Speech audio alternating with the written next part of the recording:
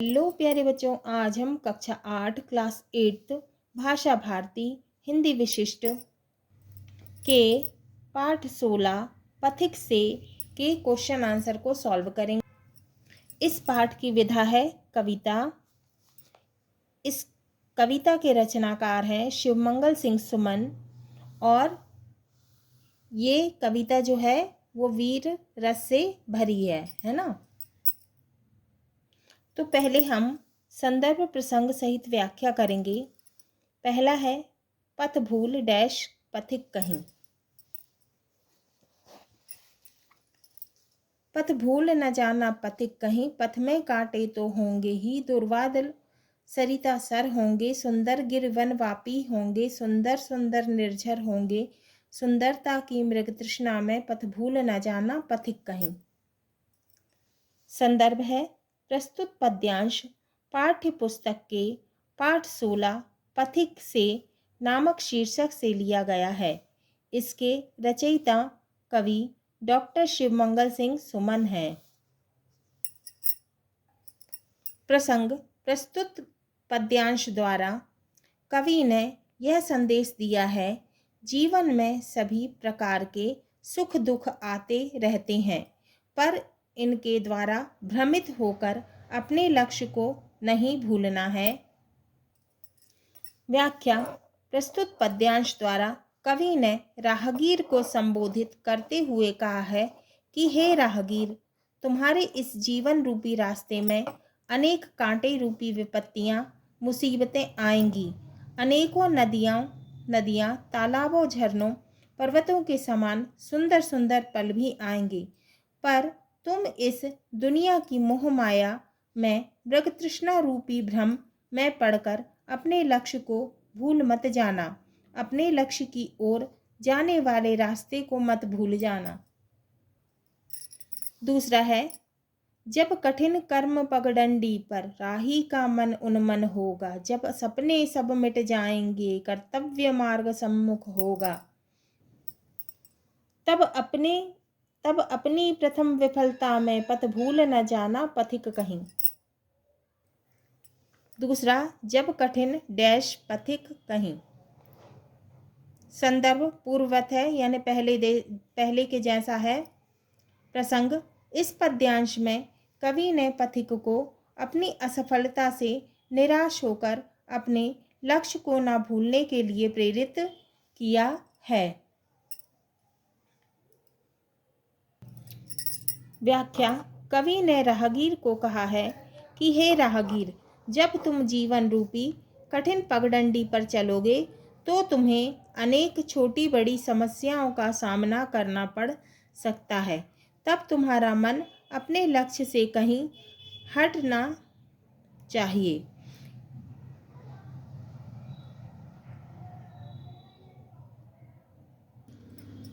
तब तुम्हारा मन अपने लक्ष्य से नहीं हटना चाहिए। कभी तुम्हें ऐसा लगेगा कि तुम्हारे सारे सपने टूटकर बिखर जाएंगे, वे कभी पूरे नहीं होंगे। फिर भी अपने कर्तव्य के मार्ग से मत हटना। जब तुम पहली बार असफलता का स्वाद चखोगे तो अपनी असफलता से विचलित होकर अपना लक्ष्य रूपी मार्ग मत भूल जाना। तीसरा, अपने भी डैश पथिक कहीं। अपने भी विमुख पराए बन आंखों के सम्मुख आएंगे, पग पग पर घोर निराशा के काले बादल छा जाएंगे, तब अपने एकाकीपन में पथ भूल न जाना पथिक कहीं। तीसरे का संदर्भ है पूर्वत है, पहले के जैसा है। प्रसंग कवि पथिक से कहते हैं कि हे पथिक, जब तुम्हारे अपने लोग भी तुम्हारे सामने पराए बनकर आएंगे, अर्थात तुमसे परायों जैसा व्यवहार करेंगे, जब कदम कदम पर अनेक कठिनाइयों का सामना करने से तुम्हें घोर निराशा रूपी बादल का सामना करना पड़ेगा, तब भी अपने अकेलेपन से घबराकर तुम अपने लक्ष्य को प्राप्त करने के रास्ते को मत भूल जाना। चौथा, रणभेरी सुन डैश पथिक कहीं।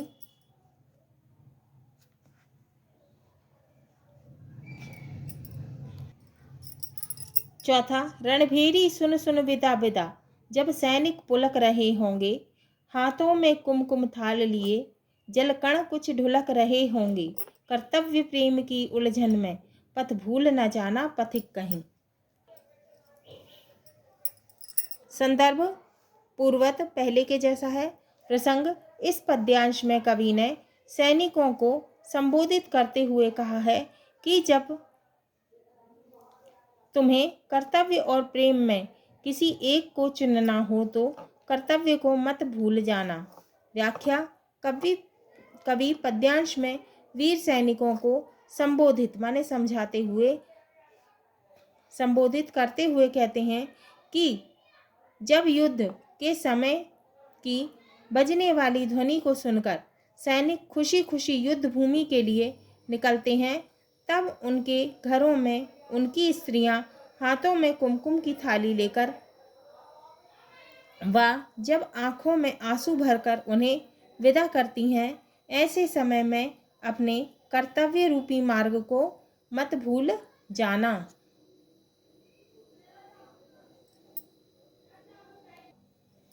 पांचवा है, कुछ मस्तक डैश पथिक कहीं। पांचवा है, कुछ मस्तक कम पड़ते होंगे जब महाकाल की माला में माँ मांग रही होगी आहुति, जब स्वतंत्रता की ज्वाला में पल भर भी पड़ असमंजस में, पथ भूल न जाना पथिक कहीं। संदर्भ पूर्वत है, पहले के जैसा है। प्रसंग, इस पद्यांश में कवि ने वर्णन किया है कि हमें अपनी स्वतंत्रता के लिए अपनी कुर्बानी देने में भी नहीं घबराना चाहिए। व्याख्या, कवि कहते हैं कि अपने देश के लिए हजारों लोग अपनी कुर्बानी देते हैं, फिर भी यदि अपनी भारत माता की स्वतंत्रता बनाए रखने के लिए मृत्यु रूपी महाकाल की माला में शीश की कमी पड़ रही है तो अर्थात और अधिक कुर्बानी की आवश्यकता हो तो कुर्बानी से घबराकर भ्रम में पड़कर अपने कर्तव्य के मार्ग से विचलित नहीं होना, अर्थात स्वतंत्रता के लिए हमेशा कुर्बान होने के लिए तैयार रहना। अभ्यास बोध प्रश्न। प्रश्न 1, निम्नलिखित शब्दों के अर्थ शब्दकोश से खोजकर लिखिए। पथिक का मतलब है राहगीर, वापी का मतलब है बावड़ी, जलकण का मतलब है पानी की बूंद, एकाकीपन का मतलब है अकेलापन, असमंजस का मतलब है दुविधा, हवन सामग्री का मतलब है यज्ञ में डाली जाने वाली सामग्री, दुर्वा दल का मतलब है कोमल घास, निर्झर का मतलब है झरना, उन्मन का मतलब है उदास, कुमकुम थाल का मतलब है रोली की थाली, आहुति का मतलब है त्याग या बलिदान। प्रश्न 2, निम्नलिखित प्रश्नों के उत्तर संक्षेप में लिखिए। का, पथ में कांटे तो होंगे ही, इस पंक्ति में कांटे शब्द का अर्थ स्पष्ट कीजिए। का, उत्तर है का, पथ के कांटे तो होंगे ही, पथ में है ना, क्या है, पथ में कांटे तो होंगे ही, इस पंक्ति में कांटे शब्द का अर्थ जीवन की राह में आने वाली कठिनाइयों, विघ्नों, परेशानियों व उलझनों से है, मतलब बाधाओं से है ना। खा, नीचे दो खंडों में कविता की आंशिक पंक्तियां दी गई हैं। खंड आ और खंड बा से एक सही पंक्ति लेकर पूरी कीजिए। आ बा, खा है, नीचे दो खंडों में कविता की आंशिक पंक्तियां दी गई हैं। खंड आ और खंड बा से एक सही पंक्ति लेकर पूरी कीजिए। आ और बा। आ, जब कठिन कर्म पगडंडी पर, है ना, तो क्या है, इसका उत्तर देखते हैं।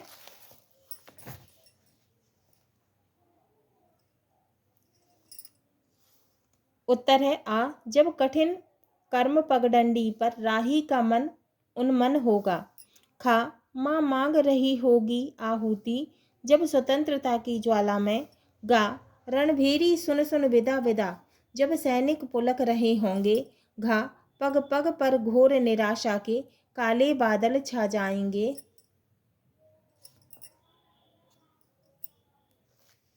गा, स्वतंत्रता की ज्वाला में माँ आहुति की मांग कर रही है। माँ शब्द के प्रयोग द्वारा यहाँ किस माँ की ओर संकेत किया गया है? उत्तर है गा का माँ शब्द के प्रयोग द्वारा यहाँ भारत माँ की ओर संकेत किया गया है। प्रश्न 3, निम्नलिखित प्रश्नों के उत्तर विस्तार से लिखिए। का, जीवन पथ पर चलते हुए पथिक को किन बाधाओं का सामना करना पड़ता है?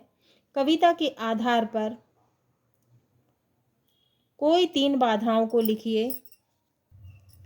उत्तर, जीवन पथ पर चलते हुए पथिक को निम्नलिखित बाधाओं का सामना करना पड़ता है। पहला, अपने ही लोग पराये बन जाते हैं, जिससे पथिक को निराशा और अकेलापन का सामना करना पड़ता है। दूसरा, कभी कभी प्रेम और कर्तव्य दोनों रास्ते में आ जाते हैं। क्या क्या आ जाते हैं रास्ते में? प्रेम और कर्तव्य, जिससे पथिक उलझन में पड़ जाता है। तीसरा, जब पथिक राह में पहली बार असफलता का सामना करता है तो उसका मन विचलित हो उठता है। खा, किस स्थिति में कदम कदम पर मनुष्य अपने आप को घोर निराशा में देखता है? उत्तर, खा का उत्तर, जब अपने भी पराये बन जाते हैं व हमारे लिए मुसीबतें खड़ी करते हैं तो इस स्थिति में कदम कदम पर मनुष्य अपने आप को घोर निराशा में देखता है। गा, सुंदरता की मृग तृष्णा का क्या तात्पर्य है?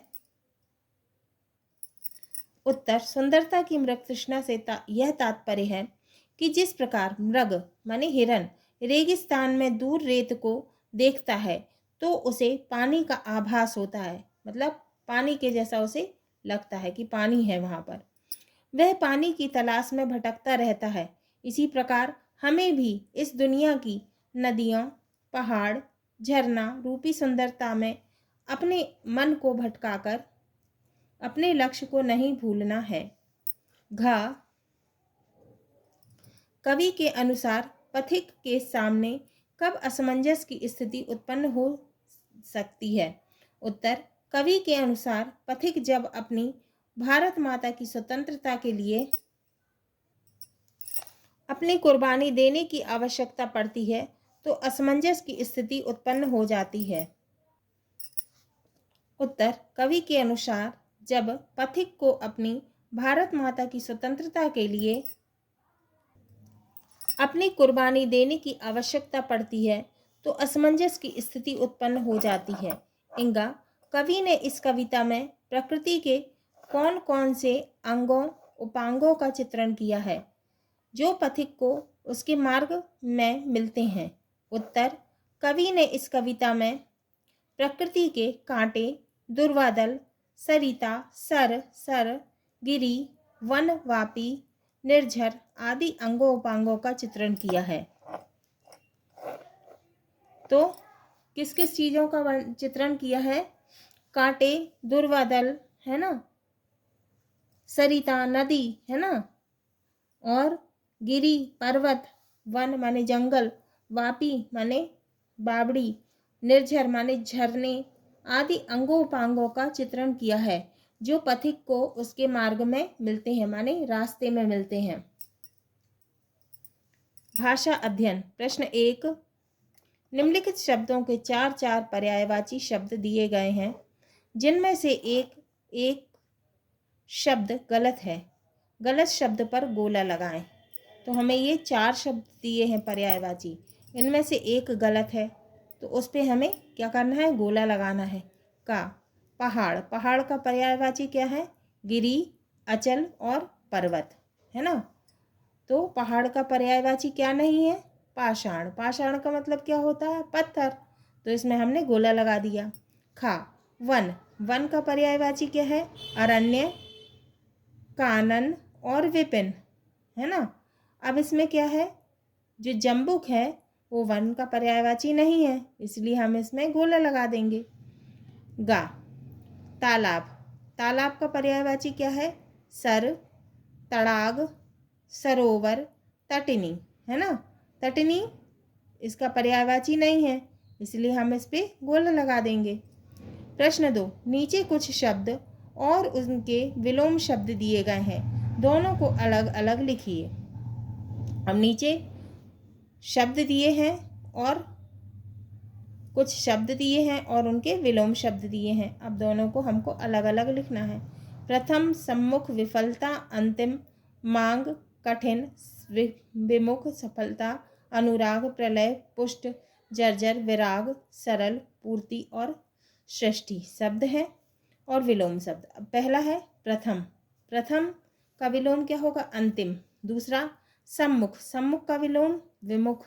तीसरा विफलता, विफलता का विलोम सफलता। चौथा मांग, मांग का विलोम पूर्ति। पांचवा कठिन, कठिन का विलोम सरल। छठवां अनुराग का विलोम, अनुराग का विलोम क्या होगा? विराग। सातवां प्रलय का सृष्टि। आठवां पुष्टि का जर्जर। प्रश्न 3, कविता में आए पुनरुक्त शब्दों जैसे अपना अपना को छांट कर लिखिए। तो इसका उत्तर है पुनरुक्त शब्द। पुनरुक्त शब्द क्या होते हैं? जो बार बार आते हैं। पहला है सुंदर, फिर आया सुंदर, सुंदर सुंदर। दूसरा पग पग। तीसरा सुन सुन। चौथा विदा विदा। प्रश्न 4, एकाकीपन शब्द में एकाकी में पन प्रत्यय है, इसी प्रकार पन प्रत्यय जोड़कर 4 शब्द बनाइए। उत्तर है शब्द, प्रत्यय और निर्मित शब्द, माने बना हुआ नया शब्द है ना। शब्द है बच, सूना, हल्का और अंधा। अब प्रत्यय इसमें लगाया हमने, पन प्रत्यय लगाया। बच में पन प्रत्यय लगाया, क्या हो गया? शब्द क्या बन गया? बचपन। सूना में पन प्रत्यय लगाया, क्या हो गया? सूनापन। हल्का में पन प्रत्यय लगाया, क्या बन गया? हल्कापन। अंधा में पन प्रत्यय लगाया, क्या हो गया? अंधापन। प्रश्न 5, सरित सर में अनुप्रास अलंकार है, अनुप्रास अलंकार के अन्य उदाहरण छांटकर लिखिए। उत्तर है पहला वनवापी, दूसरा सुंदर सुंदर निर्झर होंगे, तीसरा पग पग पर, चौथा माँ मांग रही, पांचवा सपने सब। तो इसमें क्या है? पहले में वाह वाह, वाह वर्ण की बार बार आवृत्ति हुई है, इसलिए अनुप्रास अलंकार। दूसरा में सुंदर सुंदर, तो इसमें सुंदर सुंदर शब्द की बार बार आवृत्ति हुई है, इसलिए अनुप्रास अलंकार। तीसरा पग पग, पग पग, इसमें पा वर्ण की बार बार आवृत्ति हुई है, पा पग पग पर, है ना। चौथा है माँ मांग रही, इसमें माँ वर्ण की बार बार आवृत्ति हुई है, इसलिए अनुप्रास अलंकार। पांचवा सपने सब, इसमें सा वर्ण की बार बार आवृत्ति हुई है, इसलिए अनुप्रास अलंकार। मतलब कि ये वर्ण बार बार आए हैं। और भी जानिए। पहला मैया मैं तो चंद्र खिलौना लय हों, दूसरा चरण कमल बंदो हरि राई। यहाँ उदाहरण, पहला मैं चंद्र खिलौना, चंद्रमा रूपी खिलौना। दूसरा मैं चरण कमल, चरण रूपी कमल। यहाँ उपमेय और उपमान को एक कर दिया गया है। नियमीकरण, जहाँ गुण की समानता के कारण उपमेय में ही उपमान का आरोप कर दिया जाए, वहाँ रूपक अलंकार होगा, माने उसी के जैसे दिखने वाला, है ना। और रूपक अलंकार में एक और क्या कि यहाँ पे योजक चिन्ह लगा है, चरण कमल, है ना। चरण कमल के बीच में क्या लगा है? योजक चिन्ह, इसलिए क्या है? रूपक अलंकार। अधिकतर रूपक अलंकार में क्या है? योजक चिन्ह लगा रहता है ना। अब क्या है? यह भी जानिए। पहला सोहत ओढ़ पीत पट, श्याम सलोने गात, मनहु नीलमणि शैल पर, आतप परियो प्रभात। इस उदाहरण में श्री कृष्ण के सुंदर श्याम शरीर के नीलमणि पर्वत की ओर शरीर पर शोभायमान पीतांबर के प्रभात की धूप की मनोरम कल्पना है, जिसमें संभावना की गई है। नियमीकरण, जहाँ उपमेय में उपमान की संभावना की जाती है, वहाँ उत्प्रेक्षा अलंकार होता है। दूसरा, फूले कास सकल मही छाई, जनु बरसा कृत प्रकट बढ़ाई। जहाँ कांस के फूल उपमेय में वर्षा ऋतु के बुढ़ापे उपमान की संभावना की गई है। संक्षेप में कह सकते हैं कि जह कीजे संभावना तह उत्प्रेक्षा जान। तो इस अलंकार में क्या है? इस अलंकार में जनु मनु जानो मानो जो मानहूं जैसे वाचक आते हैं। तो मतलब कि जहाँ पर जनु मनु जानो मानो ज्यों मानहूं जैसे वाचक आए, वहां पर क्या समझ लेना कि उत्प्रेक्षा अलंकार है। वहां पे क्या है? उत्प्रेक्षा अलंकार है। जहाँ पे जनु मनु जानो मानो ज्यों मानहूं जैसे वाचक आए, शब्द आए, वहां क्या समझ लेना है कि वहां उत्प्रेक्षा अलंकार है। तो पहले में सोहत ओढ़ पीत पट श्याम सलोने गात, यहाँ पे क्या आया है? मनहूं। क्या आया है? मनहूं। और फूले कास सकल मही छाई, यहाँ पे क्या आया है? जनु बरसाकृत प्रकट बुढ़ाई, है ना। तो जहाँ पर जनु मनु जानो मानो ज्यों मानहूं जैसे वाचक शब्द आते हैं, वहां पर समझ लेना है कि वहां पे क्या है? उत्प्रेक्षा अलंकार है। छठवां, निम्नलिखित पंक्तियों को पढ़कर उनमें प्रयुक्त अलंकार पहचान कर उनके नाम लिखिए। का, जब कठिन कर्म पगडंडी पर राही का मन उन्मन होगा। खा, मानो झूम रहे हैं तरु की मंद पवन के झोंकों से। तो इसका उत्तर है, जब कठिन कर्म पगडंडी पर राही का मन उन्मन होगा। तो इसमें कठिन में का और कर्म में का, है ना, और का। तो इसमें क्या है? का वर्ण की बार बार आवृत्ति हुई है ना, और पा वर्ण की भी बार बार आवृत्ति हुई है पा पगडंडी पर, है ना। तो यहाँ पे कौन सा अलंकार है? यहाँ पे अनुप्रास अलंकार है। यहाँ पे का वर्ण 2 बार आया है, का वर्ण 3 बार आया है, कठिन कर्म और का, है ना। तो यहाँ पे का वर्ण कितनी बार आया है? 3 बार आया है, और पा वर्ण 2 बार आया है। तो यहाँ पे क्या है? अनुप्रास अलंकार। खा, मानो झूम रहे तरु भी मंद पवन के झोंकों में। तो यहाँ क्या आया है? मानो, है ना। तो इसलिए क्या है? उत्प्रेक्षा अलंकार है। हाँ तो प्यारे बच्चों, ये हमारा पाठ 16 पथिक से के क्वेश्चन आंसर पूर्ण हुए।